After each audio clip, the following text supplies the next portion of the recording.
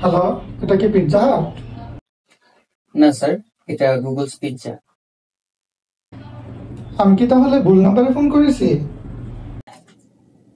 না sir, Google দোকানটা কিনে নিয়েছে। ওকে, আমি কি পিৎজা অর্ডার দিতে পারি? স্যার, আপনি সাধারণত যে পিৎজার অর্ডার দেন আজকেও কি ওইটাই দেবেন?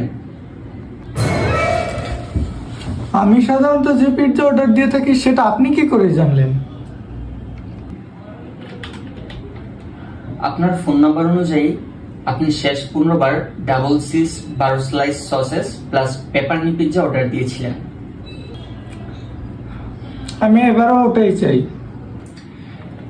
কিন্তু স্যার, আপনার কোলেস্টেরল যেহেতু হাই, তাই আমি 8 স্লাইস ভেজিটেবল পিৎজা অর্ডার করার পরামর্শ দিচ্ছি।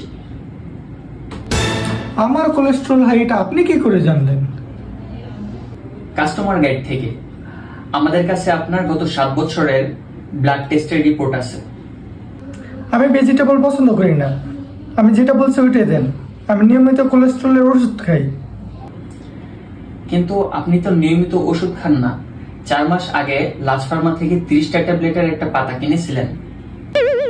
আমি অন্য আরেকটা দোকান থেকে বাকিগুলো কিনেছি। কিন্তু স্যার, আপনার ক্রেডিট কার্ড তো তা বলছে না। আমি নগদ ক্যাশ দিয়ে কিনেছি।